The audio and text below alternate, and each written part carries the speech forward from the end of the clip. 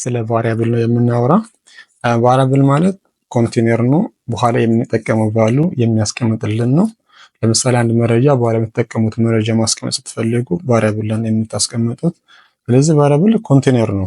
አሁን ቫሪያብል ማለት ልክ ኢንፎርሜሽን ሆልድ እናደርግበት ቦታ ነው። it is a placeholder ፎር ቫሉ ለአንድ ቫሉ ፕሌስ ሆልደር ነው። ስለዚህ ቫሪያብል ፕሌስ ሆልደር ካልን ተጨማሪ ደግሞ ቫሪያብል ምንድን ነው የሚችለው? ቫሪያብል ስንጠቀም እንዴት ነው የምንጠቀመው የሚል ነገር ጥያቄ ሊፈጠርብን ይችላል። ስለዚህ ቫሪያብል ስንጠቀም አንደኛ ኔሙ ቫሪያብል ኔሙ var ኔሙ ምንድነው መሆን ያለበት? ዲስክሪፕቲቭ መሆን አለበት። ዲስክሪፕቲቭ ኔም መሆን አለበት። ዲስክሪፕቲቭ ኔም ነው መሆን አለበት። ከዛ በተጨማሪ ቫሪያብል ኔሙ ምንድነው? ስትሪንግ ነው። አስቡት፣ ነምበር ሊሆን ይችላል፣ ስትሪንግ ሊሆን ይችላል። ቫሪያብል ኔም ይህ ማለት ምንድነው? ስትሪንግ ሊትራል አይደለም የሚሆነው። እንዴት ነው የሚጀምረው? ቫሪያብል ኔም ቢገንስ ለምሳሌ ሲጀምር እንዴት ነው የሚጀምረው? ቢግንስ ዊዝ ቫሪያብል የሚጀምረው በሌተር እና አንደርስኮር ሊሆን ይችላል። ሌተር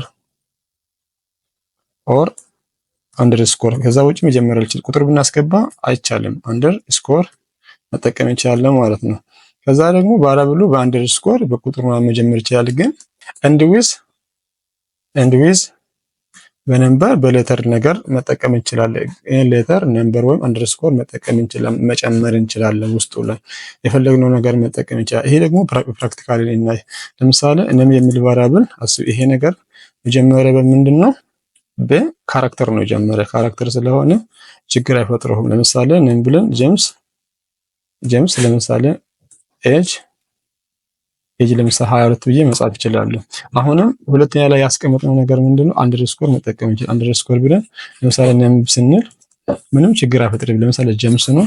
አሁን መረጃ ፕሪንት ያደረገን እንሂድ። ፕሪንት ለምሳሌ አንደርስኮር ኔምስ ፕሪንት አንደርስኮር ኔምስ አሁን አውትፑቱ እናገኛለን ማለት ነው። ትክክለኛ ሌላ ፋይል ነው ያን ያደረግኳለሁ። ቫሪያብል ዶት ፒዋይ ራን ሲያደርግ ቫሪያብልስ ካራክተሪስቲክስ መሳሳትኩ። ቫሪያብልስ ዶት ፒዋይ አሁን ጄምስ ፕሪንት አደረግልኛል። ለምንድን ነው? በአንደርስኮር መጀመር ይችላል። ግን አስቡት፣ በአንደርስኮር መጀመር ይችላል፣ ግን በቁጥር መጀመር አልችልም። ለምሳሌ እኔም ማለት አልችልም። ለምሳሌ ከዛ ጄምስ ብዬ ባስቀምጠው እና የራሱ ኢንተለሰንሱ ኮዱ በራሱ ጊዜ ምን ያደረገ ነው ማለት ነው? ቼክ ያደረገ ነው። ምንድነው እያለ ያለ ኤረሩ? ሲንታክስ ኤረር እያለ ነው። ሲንታክስ ኤረሮቹ በኋላ እና ያለን ሲንታክስ ኤረር ምንድነው? ኢንቫሊድ ደስማል ሊትራል ነው የሚለው። በደስማል ሊትራል ወይም በደስማል መጀመር አንችልም። ስለዚህ ቫሪያብል ስንጀምር እንደምንጀምረው በስፔሻል ካራክተር አንጀምርም። ለምሳሌ ሌላም እዚህ ጋር ላሳያችሁ። አት ምን ማለት አልችልም። አስብ። ከዛ ቼክት አት ኔም ብዬ ሲጀምሩ አትኔም ጄምስ ብዬ ጀምርና ምንድነው እያለ ያለ ራሱ ቀይ እያበራ ነው ያለ።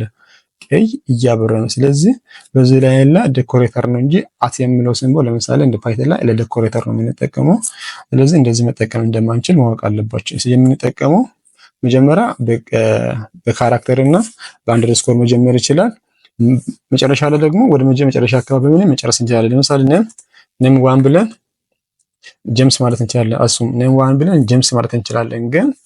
ግን ስፔስ ማስቀመጥ አንችልም። ቫሪያብል ላይ እንደዚህ ስፔስ ማስቀመጥ አንችልም። ለምን? ቫሪያብል ማለት አንድ ጋር የተያያዘ ነገር ነው፣ አይለያይም። አንድ ቫሉ ነው ሆልድ የሚያደርገው። ስለዚህ እንደዚህ ስፔስ ሳይጠቀሙ መጠቀም ትችላላችሁ ማለት ነው። ስለዚህ ቫሪያብል በተለያየ ነገር ነው የምንጠቀመው። አንደኛ ቫሪያብል ፕሌስ ሆልደር ነው ለምንጠቀመው ነገር ማስቀመጫ። ልክ አስቡት፣ ሳምፕል ውስጥ የሆነ ነገር እንደሚጨምሩት ነገር እንደዛ ነው። አንድ አቅፎ እንዲዝል ነው የሚቀመጠው። ቫሪያብል ለምን ደግሞ ዲክላሬቲቭ መሆን አለበት፣ ገላጭ የሆነ ነገር የሚገልጽ መሆን አለበት። ለምሳሌ ነም ሲሙን ለማስቀመጥ ነም ብለን መግለጽ ነው ልብናል። ለምሳሌ እንቁላል ለማስቀመጥ ኤግ ብንል ኤግ ምን የሆነ ኤግ ነው? ለምሳሌ ኤግ የሚል ቫሪያብል እናስቀምጣለን። ኤጅ ብለን ስናስቀምጥ አሁን እድሜ ነው እያስቀመጠን ያለ ነው።